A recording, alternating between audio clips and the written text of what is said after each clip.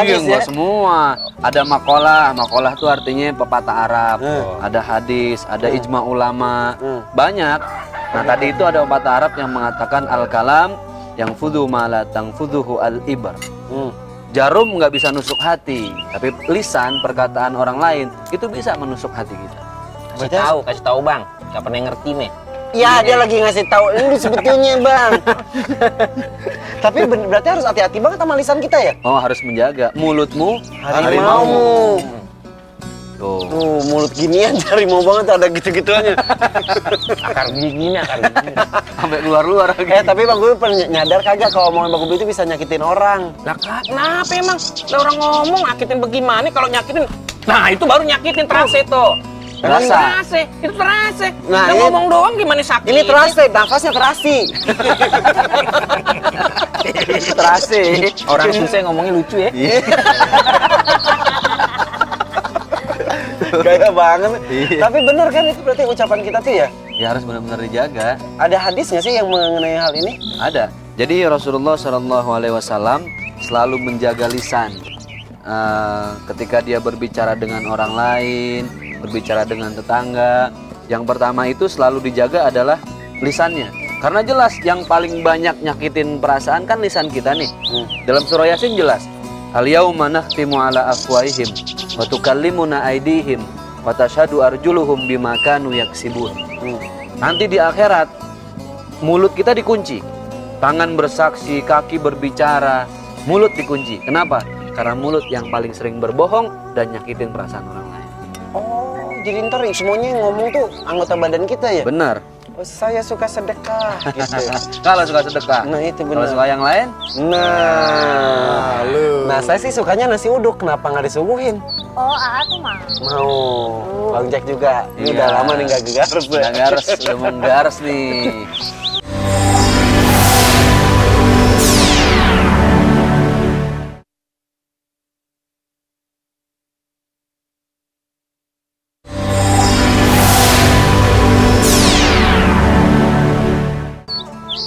Mana nasi uduknya?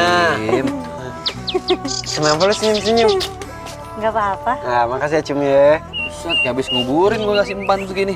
Empang. Lah, katanya kagak mau disiram. iya. Gimana? Tapi lihat deh. Bang Gobi. Kalau orang kaya makan nasi uduknya lahap banget ya. Iya, tanda-tanda orang kaya bang ya, Lu begitu ya. ngomong dong, nanya dong, jangan diem mulu Bang. Gak ngerti pepatah nih orang Pepatah nih. apaan lagi? Orang susah benar-benar gak ngerti, gak paham. Emang ada patah Apalagi sih? Diem itu emas. Kasih tahu Bang, kasih tahu. Bener pepatah ada diem itu emas. Kalau kebanyakan diem kayak emas-emas. Tahu nggak Mas- mas? mas uang, Mas itu kuning. Ya, pasti kan mas itu kuning. Tapi yang kuning-kuning itu belum tentu emas. Contoh. Kasih tahu Bang. Udah Pak aja deh yang ngomong.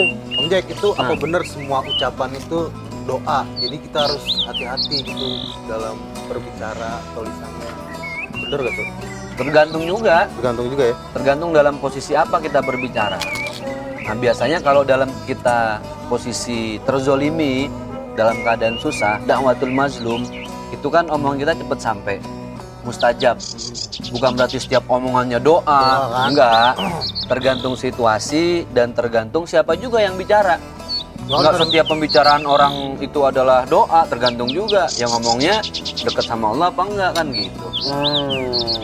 Tapi berarti lisan tuh punya kekuatan yang luar biasa sekali ya. Enggak. Nah, kalau disuruh milih kekuatan lisan atau kekuatan perbuatan, misal dari ustadz-ustadz nih, kan ada yang memilih misalnya itu di depan podium, saudara, gitu ada lagi, kalau gue sih nggak pakai gituan, gue pakai perbuatan gitu, gimana? Dakwah yang penting itu bukan cuma sekedar lisan, tapi bilhal. Dakwah bilhal, dakwah dengan hal itu adalah dakwah dengan sikap, memberikan contoh yang baik. Kaburat maktan indallah antakulu ma la taf'alun. Justru berat. Kita ceramah serba, so mantap, so iye, ya nggak? So iye. So paling mantep lah, so paling oke. Nggak taunya di belakang itu berbuat sebaliknya. Kaburat maktan. Maka azab Allah sudah menunggu orang yang seperti ini. Tuh. Justru itu lebih berat lagi ya azabnya ya? Jelas. Daripada orang yang kagak tahu dan kagak ngomong. Daripada hal yang kita sama sebenarnya nyuruh orang, nasehatin, tapi kita nggak ngejalanin apa yang kita suruh. Aku ngomongin orang nih.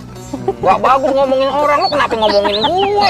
Gue aja urusan gue. Wah ini emang gak bener nih, kasih tahu Ustaz. Oh, nggak boleh ngomongin orang. Nah iya, Enak kan ada jelas kan ngomongin orang ada hukumnya kan. Benar. Ngomongin orangnya, ngomongin orang apaan? Emang ini perlu diomongin juga? Masa ngomongin ayam? Ngomongin saudara lagi. Iya. Tapi kalau ngomongin orang dalam artian kata kayak tadi nih kan, karena emang ngomongin Bang Kubil nih. Nasihatin. Tapi dalam hal seperti itu gimana? Boleh kan langsung. Jadi yang namanya gibah itu kan membicarakan orang lain yang nggak ada di hadapan kita. Itu fitnah ya. Apa? Fitnah, nggak usah pakai fitnah, fitnah. Orang berada ngomongnya begitu. Beda, ngomongnya lain. Beda. Sama orang susah. Emang kalau yang berada udah lain dah pokoknya. Beda, nggak mau disamain. Pak Cum mau nanya nggak?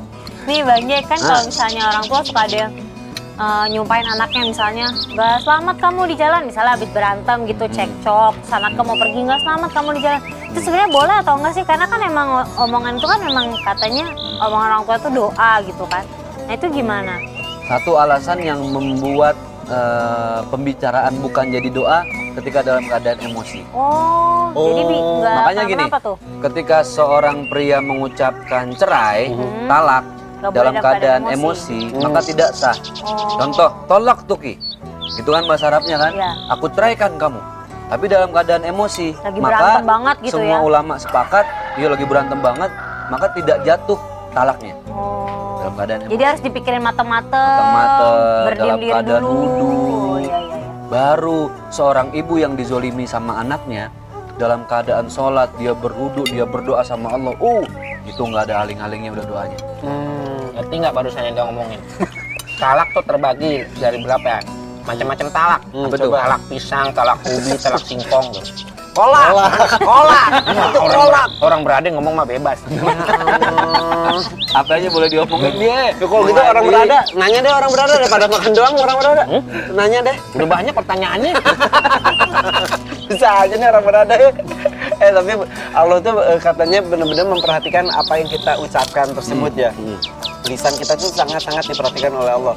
Sampai di akhirat juga katanya ada pahala khusus buat si bagian lisan ini ya. Ya tadi dalam surah Yasin tadi, al-yauma nakhtimu ala afwahihim wa tukallimuna aydihim. Jadi lisan ini yang paling dikunci sama Allah Subhanahu wa taala, dia tidak dikasih hak untuk berbicara sedikit pun. Karena hitung-hitungan untuk sebagian riwayat mengatakan bahwa mulut itu dihisab di alam barzah. Jadi orang yang sering banyak omong, gibah, fitnah, nggak karuan, ngomong kemana-mana, maka azab lebih pedih di alam barzah daripada orang yang menjaga lisannya. Makanya benar dibilang asumtu hikmah, diem itu penuh dengan hikmah. Karena dengan diem menyelamatkan diri kita dari azab barzah, azab kubur. Nah itu yang barusan saya ambil tuh Bang. Apa tuh? Makanya saya lebih banyak diem ketimbang ngomong jadi saleh kan, mendingan diem. Nah ini pasti saleh terus karena ngomong terus. Kan emang kudu dia bawa acara jadi ngomong. Kagak ngomong sepi.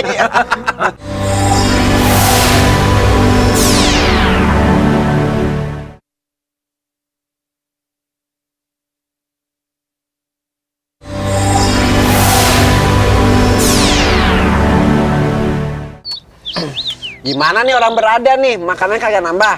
Minum dulu deh orang berada, silakan. Oh iya, habis makan kudu minum. Oh iya, pengen lihat cara minum orang berada kayak gimana. Ya Allah! Lu minum bang? Hah? Minum sampai di kumur-kumur gitu? Lah beda. Bedanya apa? Dari cara makan, cara minum orang berada beda. Minumnya begitu. Iya, kok bisa ya orang berada tapi gini ya? Jangan-jangan makan di kumur-kumur juga. Nanya dong orang berada, silakan. Ente udah. Udah tadi Udah. gilirannya yang makan. Nih. Tadi pertanyaannya cakep nggak bang? Hah? Pertanyaannya cakep nggak? Cemen. Coba berada. Nih, kalau orang berada nanya gini nih. Bang, itu kadang-kadang kan perkataan atau lisan itu bisa juga jadi jinah. Keren kan? Jinah. Keren kan? Jinah apaan itu namanya? Jinah lidah. Lah iya. Gimana Ustaz? Tadi lihatnya nggak nahan. Lidahnya, Lu nafsu ya? lidahnya lentik banget sih bang. Lidah lentik ya. Emang ada jinah lisan? Zina lisan itu maksudnya ketika pembicaraan kita justru mengundang syahwat. Kan banyak kan yang ngomongnya biasa tapi di sok di hai mau kemana? Bang Z. Bang Jack, Bang Jack. Oh langsung aja nyambung loh ya. Bang Jack. Oh gitu. Itu kan seakan-akan biasa tapi sebenarnya mengundang syahwat. Tapi ada juga bang, kadang-kadang nggak ngucap tapi cuma gindang. Zina lidah itu beneran. Ular dong bang, ular. Bukan, turunan ular itu. Iya, turunan ular. Kalau dok nangkep nyamuk. Itu jadi yang namanya kalam zina itu adalah perkataan yang mengundang birahi, mengajak untuk berbuat syahwat. Oh gitu Bang Jack.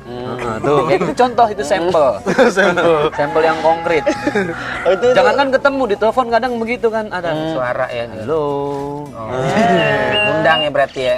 Terus ada lagi yang maaf ya yang sex by phone kayak gitu-gitu ya. Apa? Sex by phone itu saxophone gitu. buka bajunya gitu-gitu kan ada juga gitu. Kayaknya nggak gitu-gitu amat ya. Ini Kok tahu sih? Kok Nomornya tahu? berapa ini? Kok tahu? Di mana tuh? Ada tuh yang di koran-koran yang mau ngobrol sama kita 08 bla bla bla bla gitu ya. Nah, itu. Iya, aku gitu-gitu. Terus ini juga bang, ada juga orang mengatakan bahwa harkat dan martabat kita bisa juga diangkat gitu melalui lisan. Itu gimana tuh? Tapi bisa juga diblangsakin dari lisan juga kan? Lisan itu kan banyak perbuatannya. Dia bisa bohong. Dia juga bisa jujur. Dia bisa tepat waktu. Tapi dengan lisan dia juga bisa berbohong. Alasan beribu macam kan? Dengan lisan dia bisa mengutarakan yang benar. Tapi juga bisa memutarbalikkan fakta. Berarti semua itu tergantung dari lisan. Karena lisan adalah pintu hati. Sekarang begini. Ini kan Poncum nuangin teh dari teko. Tekonya air teh dong. Yang ketuang ke gelas pasti teh. Ya. Ya kan? Nggak mungkin di dalam teko air teh yang keluar misalnya susu atau air mineral. Itu nggak mungkin. Ya kan? Nah maka dari itu Apalagi yang keluar pas di teko, benar kan RT, pas dituang keluar air tuban, nggak mungkin lah gitu. nggak mungkin. Jadi gini maksudnya, Kalau keteban itu tukang nasi uduk. lisan itu adalah cermin hati kita. Apa yang ada di hati dikeluarkan lewat lisan. Nah, orang munafik berarti hatinya juga sering munafik. Iya. Jadi, Lidah gitu ya, berserat lidah ya. Sebisa mungkin kita jujur dengan kejujuran dari hati yang paling dalam. Itu yang susah. Tapi Allah juga tahu kan kapan kita bercanda, kapan kita enggak Iya tuh, gitu kan. Bang. Kadang-kadang Oh, kita iya. nyakitin orang. Ledek-ledekin tuh, Iya. ngecengin. Tapi dalam artian kata bercanda misal gitu gimana tuh? Karena bagaimanapun yang dilihat sama Allah adalah hati dan niat. Kadang ada orang yang seakan-akan bercanda padahal dia serius. Atau yang seakan-akan serius padahal bercanda. Nah orang juga harus tahu diri kan. Ada posisi kapan kita bercanda, ada yang serius. Misal sih, misal lah, dianya bercanda nih ke saya ngomongnya. Tapi sayanya sakit hati. Nah gimana dong? Padahal Berarti dianya bercanda gitu. Kita kan nggak tahu posisi. Orang tuh moodnya kan beda-beda. Ya nggak? Warna mood kan lain-lain. Ada yang lagi enak, diajak bercanda nggak ada masalah. Ada yang lagi sensitif. Waduh, tunggakan banyak, istri mau ngelahirin, anak baru nyungsep di got. Jadi kan susah tuh, bawaannya sensitif, peka. Nah yang gitu jangan diajak bercanda lah. Nah kalau misal Ya, gitu, tahu misal kayak tadi bercanda gitu tapi sakit hati, yang si bercanda tetap dosa juga ya? Ya, sebaiknya harus menjaga dong. Karena dia nggak tahu posisi kan, nggak tahu keadaan bagaimana lawan bicara, hatinya lagi keadaan bagaimana. Bukan berarti nggak boleh bercanda juga kan? Bercanda Nggak, boleh dong. boleh, bercanda boleh. Bahkan Rasulullah sering bercanda kok. Rasulullah sering mengatakan kepada nenek, ini nenek nggak bakal masuk surga. Karena di surga nggak ada nenek kan gitu. Bercanda Rasul. Iya, Oh, gitu. bercanda juga lah. Bercanda intelek, Intelek. bercandanya. Orang berada begitu ya. Iya. Oh ini bercanda bokelek bukan telek. Nggak bisa jaga lisan. Tuh, emang sakit hati bang digituin? Sakit hati barusan Nggak gitu. pernah sakit hati sama orang susah enggak? Udah, jadi intinya sih ya udah deh kalau biar kita itu lebih hati-hati lagi ada lisannya kita dijaga. Bercanda boleh tapi bercanda lihat tempat dan lain sebagainya gitu ya. Harus tahu keadaan orang lain. Nah, makanya ketika bercanda dan itu sebuah tuntutan, satu sketsa komedi misalnya kan, ya jangan sakit hati lah. Memang udah tempatnya seperti itu gitu loh. Ya, ya. Tapi dengan keadaan teman yang lagi susah, lagi sensitif, ya jaga perasaannya lah. Iya. Yang jelas jadikan lisan itu adalah sebagai jalan kita masuk ke surga dengan apa-apa yang diucapkan itu Benar. justru yang bagus-bagus segala macam ya. Lisan itu adalah cermin hati kita. Alhamdulillah. Akhirnya. Tahu. Waduh. Jadi Maaf gimana nih itu? bang, ya. Iya. Dari tadi nih saya mikir apa omongan saya bener dari tadi ya kan. Makan juga cum apa cum Iya. ya. Tadi tuh makanannya enak. Enak banget ya. kan? Tapi selama ini gue ngina-ngina terus padahal enak masakan lo. Oh, iya. Gue gengsi bilang enak-enak ya. Yaudah, jadi sekarang gimana dong? Harus ada kompensasi dong nih biar pada seneng. Duh, Dia ini juga aja deh ya. tersinggung. Buat ngilangin perasaan lo, buat ngilangin perasaan lo juga. Gak bisa bang, Hah? gak bisa. Gak bisa gimana? Tadi dia belum nyebutin itu. Luka itu tetap ada di hati. Tatar, luka lo gue sembuhin. Ya. Luka lo gue sembuhin. Pasti sembuh deh kalau gue kasih lihat ginian. Apa tuh bang? Wah, bang, hina lagi dong bang, hina lagi, hina lagi bang. Bang, hina lagi, Bang. Masakan cum, Hina ah, saya, Bang. bang, hina saya bang. Pinjam pinjam lidah. Bang, segepok bang. Aduh, banyak amat Lanjut. banget. Buat bayar nasi uduk, sama modal. bayar perasaan lo, ya. Oh, luka-luka. Ini warung lo bongkar.